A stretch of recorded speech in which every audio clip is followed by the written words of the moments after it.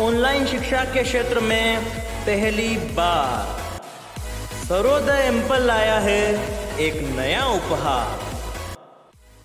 सभी आगामी प्रतियोगी परीक्षाओं के लिए क्रैश कोर्स तथा 6 घंटे से भी अधिक की लाइव क्लासेस। नमस्कार साथियों, सर्वोदय एम्पल क्लासेस की ऑनलाइन क्लासेस में आपका हार्दिक स्वागत है। आज हमारे इस वीडियो के माध्यम से आपको राजस्थान के इतिहास के बारे में कुछ ऐसी रूपरेखा तैयार की जाएगी जिनके माध्यम से आपका राजस्थान के इतिहास के प्रति एक रुचि उत्पन्न हो और राजस्थान के इतिहास को पढ़ने से आपको एक शौर्य, साहस, वीरता और एक ऐसा इतिहास के बारे में पता चलेगा जिसका इतिहास भारतीय इतिहास का तो इम्पोर्टेंट हिस्सा है ही सही। जैसे हम बात करते हैं कि विश्व इतिहास में भारतीय इतिहास और भारतीय इतिहास में राजस्थान का इतिहास का महत्वपूर्ण योगदान है, क्योंकि इतिहास राजस्थान का ही है, रणबांकुरों की भूमि राजस्थान। तो इस राजस्थान को पढ़ने के समय हमें इस राजस्थान की जो धरा है, उस धरा की रियासतें जो है यहाँ की, उन रियासतों को पढ़ना बहुत जरूरी है। यहाँ की जब भारत का एकीकरण हुआ था तब यहाँ पर जो रियासतें हैं वो रियासतें हैं 19 रियासतें, राजस्थान की 19 रियासतें तथा यहाँ 3 ठिकाने थे और एक केंद्र शासित प्रदेश था। जब 1 नवंबर 1956 को अंतिम रूप से राजस्थान का विलय भारत में हो गया था, तब उससे पहले यहाँ 19 रियासतें, 3 ठिकाने और एक केंद्र शासित प्रदेश हुआ करता था। अब हमें इन 19 रियासतों को इस तरह से पढ़ना है कि हम पहले इसकी रूपरेखा समझ जाए।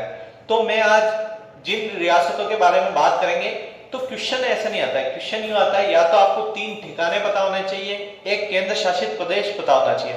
तो पहले मैं इन तीनों की बात करता हूं, फिर उसके बाद रियासतों के ऊपर चलेंगे। रियासतों में अलग अलग टाइप से उसको पढ़ा जाएगा। तो 3 ठिकानों में और एक केंद्र शासित प्रदेश। तो एक केंद्र शासित प्रदेश, तो पहला जो केंद्र शासित प्रदेश है वो है अजमेर। अजमेर एक केंद्र शासित प्रदेश था, अजमेर मेरवाड़ा। अजमेर मेरवाड़ा, ये अजमेर मेरवाड़ा क्या है? ये अजमेर मेरवाड़ा एक केंद्र शासित प्रदेश था और उसका केंद्र का हिस्सा था। और 1 नवंबर 1956 को इसे राजस्थान में विलय कर दिया गया और राजस्थान में इसके विलय के बाद ये राजस्थान का हिस्सा हो गया और अजमेर जिला हो गया राजस्थान का। तो ये अजमेर मेरवाड़ा एकमात्र केंद्र शासित प्रदेश था, क्योंकि हमें पता होना चाहिए कि यहाँ पर मेन जो यहाँ पर अंग्रेजों के द्वारा जो रणनीति बनाई जाती थी उसका मेन स्तंभ क्या था? वो अजमेर था। यहीं से सभी प्लानिंग होती थी, मैगजीन दुर्ग अजमेर में। तो यहाँ पर अजमेर मेरवाड़ा को एक केंद्र शासित प्रदेश बनाया गया था। अब नेक्स्ट बात करते हैं 3 ठिकाने की। तो 3 ठिकाने जो है, एक ठिकाना आता है निमराना। निमराना कहाँ है? तो निमराना है अलवर में, यह आपको ध्यान रखना है, निमराना अलवर में। फिर इसके बाद बात करते हैं हम लावा। लावा जो है वो लावा कहाँ है? दूसरा जो लावा है वो लावा है टोंक में। टोंक में, टोंक के अंदर लावा स्थित है। लावा एक ठिकाना है सेकंड नंबर का। फिर बात करते हैं कुशलगढ़ की। कुशलगढ़, ये कुशलगढ़ कहाँ है? कुशलगढ़ है बांसवाड़ा में।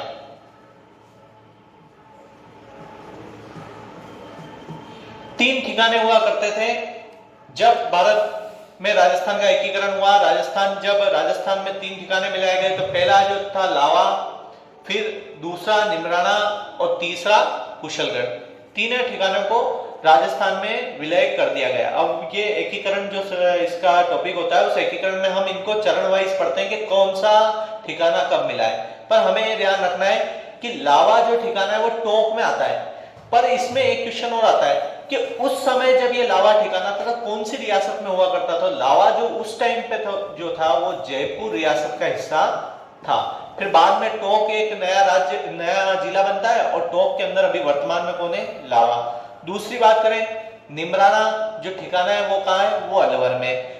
तीसरी बात करें कुशलगढ़ जो ठिकाना है वो कहाँ है? बांसवाड़ा में। और अजमेर मेरवाड़ा क्या है?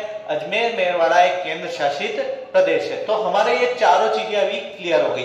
अब हम 19 रियासतों को देखेंगे। अब हम राजस्थान की 19 रियासतों को इस प्रकार से समझेंगे कि वहां पर कौन सा राजवंश चलता था। तो हमें इन 19 रियासतों को समझने के लिए पहले एक आपके लिए दिमाग में ये फिट कर दें कि इन 19 रियासतों में से 16 रियासतें राजपूत थी। 16 रियासतें राजपूत रियासत थी तथा 3 रियासतें जो अलग अलग थी वो गैर राजपूत रियासत थी, जिसके अंदर 2 आती है जाट रियासत जो होती है धौलपुर और भरतपुर, और एक होती है टोंक जो एक मुस्लिम रियासत थी एकमात्र। अब हम इन 16 राजपूत रियासतों में सबसे महत्वपूर्ण और सबसे पहली सिसोदिया गुहिल वंश की जो रियासतें रही हैं उनके बारे में देखेंगे। तो सबसे पहली जो गुहिल वंश सिसोदिया राजवंश की जो सबसे पहली रियासत है वो मेवाड़ उदयपुर है। मेवाड़ उदयपुर यहां पर है, ये उदयपुर। उदयपुर का इतिहास स्वर्णिम इतिहास रहा है। उदयपुर एकमात्र ऐसी रियासत है जिसने कभी अधीनता स्वीकार नहीं करी और आज तक भी वहां के राजवंश के राजा वहीं पर अपना अधिकार किए हुए हैं, उन्होंने कभी अधीनता स्वीकार नहीं करी। तो सबसे ज्यादा स्वर्णिम इतिहास यदि उदयपुर का पढ़ा जाता है जो सिसोदिया वंश की ही एक रियासत है। दूसरी बात करते हैं प्रतापगढ़। तो प्रतापगढ़ यहां है, प्रतापगढ़, ये प्रतापगढ़ भी एक सिसोदिया राजवंश की ही रियासत है। तीसरी बात करते हैं डूंगरपुर। तो डूंगरपुर यहां है, डूंगरपुर इधर गुजरात से टच होते हुए। उसके बाद देखते हैं हम बांसवाड़ा। बांसवाड़ा यहां है, ये बांसवाड़ा। फिर बात करते हैं शाहपुरा। तो शाहपुरा यहां पर भीलवाड़ा के पास है, भीलवाड़ा के पास शाहपुरा है, यहां पर लिखते हैं शाहपुरा। अब आपके लिए क्वेश्चन क्या आएगा? तो क्वेश्चन ये आएगा कि सबसे पहले कौन कौन सी सिसोदिया वंश की रियासत रही है। तो पहली बात करेंगे तो मेवाड़ होगी, फिर बात करेंगे तो प्रतापगढ़ होगी, फिर डूंगरपुर होगी, बांसवाड़ा होगी और शाहपुरा होगी। इसमें मेवाड़ के ऊपर सबसे ज्यादा क्वेश्चन पूछे जाते हैं। ये प्रतापगढ़ महाराणा प्रताप के नाम पर नहीं, यहाँ प्रताप सिंह जी अलग थे, उनके नाम पर प्रतापगढ़ बसा है। बांसवाड़ा और शाहपुरा, बांसवाड़ा बांस की अधिकता के कारण बांसवाड़ा नाम पड़ा है, वहां पर बांस या भील भी थे। तो ये भी आप चीजें थोड़ी बहुत इनके डूंगर जी के, डूंगर सिंह जी या डूंगर भील के दोनों के नाम पर डूंगरपुर पड़ा है। तो ये नाम के आधार पर शाहपुरा पर क्वेश्चन आता है कि शाहपुरा जो रियासत है वो राजस्थान की सबसे छोटी रियासत है। तो यहां आपको ध्यान रखना है शाहपुरा सबसे छोटी रियासत, छोटी। तो ये आपको शाहपुरा के बारे में आपको ध्यान रखना है। तो इसी के साथ आपके सिसोदिया गुहिल वंश की कितनी रियासत होगी? 5 रियासत यहां हो गई। अब हम उस 5 रियासतों को पढ़ने के बाद हम राठौड़ राजवंश की 3 रियासतें को पढ़ेंगे। इन 3 रियासतों को राठौड़ राजवंश के द्वारा बनाया गया और तीनों इंपॉर्टेंट है। वैसे जोधपुर थी, जोधपुर से बीकानेर अलग हुई, बीकानेर के बाद जोधपुर से वापस किशनगढ़ अलग हुई। तो आपको ये ध्यान रखना है कि जोधपुर जो रियासत है वो राठौड़ राजवंश की एक रियासत है जो यहां आती है, जोधपुर।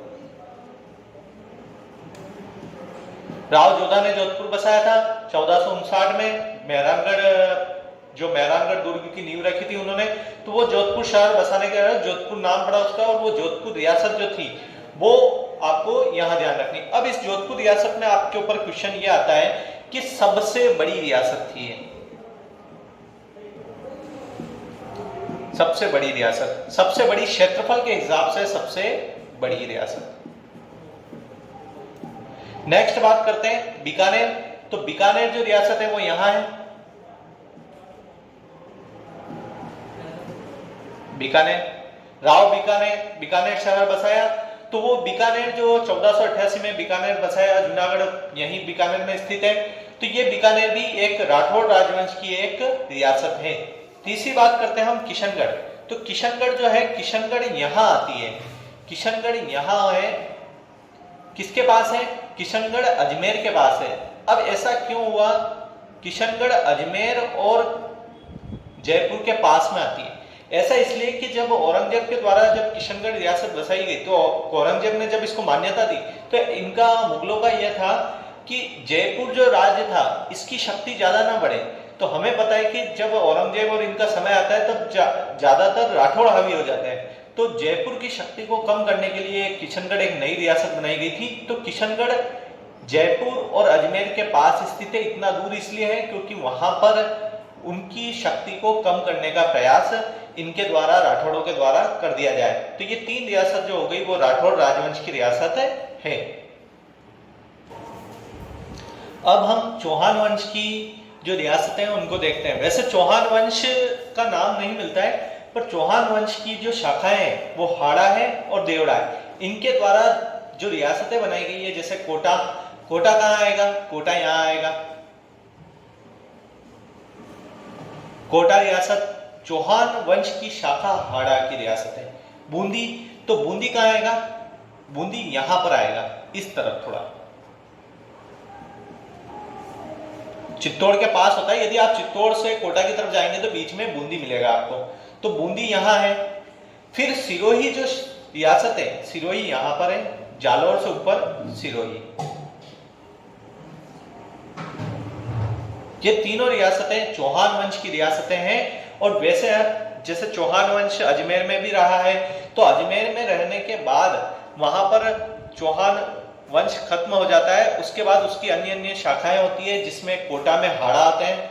ठीक है, देवी सिंह हाड़ा के द्वारा हाड़ा राजवंश, पहली राजधानी हाड़ा की बूंदी रही है, उसके बाद कोटा बसा है। फिर यहाँ सिरोही में देवड़ा होते हैं और देवड़ा के द्वारा यहाँ सिरोही राजवंश चलता है, सिरोही में देवड़ा राजवंश चलता है। तो ये चौहान वंश की 3 रियासतें हैं। अब हम नेक्स्ट बढ़ते हैं कछवाहा राजवंश की और नरुका राजवंश की 2 रियासतें हैं। जो नरुका भी एक कछवाहा वंश की शाखा है, पर दोनों ने अलग अलग अपनी रियासतें बना रखी है। तो जयपुर जो है, जयपुर यहाँ है, ये जयपुर रियासत कछवाहा वंश की रही है। उसके बाद बात करते हैं हम नरुका राजवंश की, जो रही है यहाँ पर अलवर।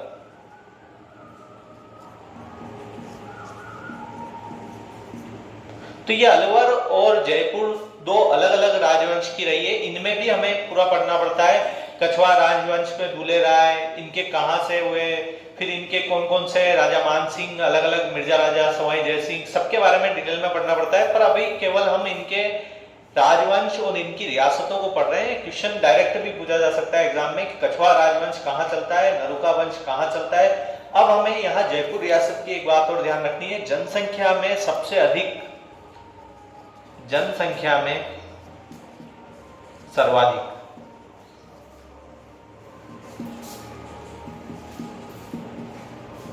तो ये रियासत है कि डायरेक्ट क्वेश्चन भी आ सकता है कि कौन सी रियासत जनसंख्या में सबसे अधिक है, तो वह जयपुर। जयपुर जिला वैसे भी जनसंख्या में सबसे बड़ा है। तो ये यहां पर इन 2 रियासतों का खत्म हुआ। अब हम यादव वंश की 2 रियासतें जैसलमेर और करौली को पढ़ेंगे। पर यहां आपको यह समझना जरूरी है कि जैसलमेर की जो रियासत है वो भाटी राजवंश की रियासत है, और यादव का अर्थ होता है भगवान कृष्ण को मानने वाले। तो भगवान कृष्ण को मानने वाले यादव लगाते हैं, और जैसलमेर और करौली दोनों भगवान कृष्ण से संबंधित अपने कृष्ण को ही आराध्य देव मानते हैं। तो जैसलमेर जो रियासत है उसमें जो भाटी है वो अपने नाम के पीछे सिंह लगाते हैं, जबकि करौली के अपने आप को ब्राह्मण बताते हैं और पीछे पाल लगाते हैं। तो आपको ये फैक्ट भी याद रखना है थोड़ा कि करौली वाले अपने आप को राजपूत ना बता के ब्राह्मण भी बताते हैं, ब्राह्मण गोत्र के भी माने जाते हैं और अपने नाम के पीछे पाल लगाते हैं। तो इनका ऐसा लॉजिक है मानने का, क्योंकि करौली इधर मथुरा के पास में है, यूपी में, और भगवान कृष्ण जो होते हैं वो गाय चराते हैं और सिंह तो गाय को खा जाता है। तो इसलिए इन्होंने ये मन दिया है कि हम अपने नाम के पीछे सिंह नहीं लगाएंगे। क्यों? क्योंकि सिंह लगाने पर सिंह तो गाय को खा जाता है। तो करौली जो रियासत है वो भी यादव वंश की है, पर ये ब्राह्मण भी अपने आप को बताते हैं। जबकि जैसलमेर जो रियासत है वो भाटी राजवंश की है, और भाटी राजवंश जो जैसल भाटी ने जैसलमेर बसाया है, वही जैसलमेर यहाँ पर यादव वंश की एक शाखा है। तो यहाँ जैसलमेर और करौली दोनों यादव वंश के। अब नेक्स्ट जो हम रियासत पढ़ेंगे वो जाला राजवंश की रियासत है, जो झालावाड़ है। पहले ये हाड़ाओं के अंदर आता था, जो कोटा के राजा थे उनके अंतर्गत झालावाड़ आता था। बाद में झाला जालिम सिंह ने इसको अलग कर लिया और झालावाड़ एक नई रियासत बना ली। तो इसके ऊपर ये क्वेश्चन आता है कि झालावाड़ जो है वो भारत की ही सबसे नवीन रियासत है। राजस्थान की तो है ही, पर हमें ये ध्यान रखना है भारत की सबसे नवीन रियासत,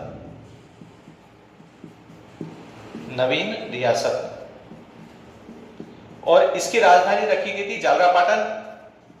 तो ये चीजें आपको ध्यान रखनी है कि झालावाड़ जो है वो झाला राजवंश की शाखा है, और झाला राजवंश से पहले ये हड़ाओं के अंदर आता था। बाद में 1/3 इसको अलग कर दिया गया, जिसमें झालावाड़ वाला गागरोन वाला हिस्सा झालावाड़ के अंतर्गत आता है।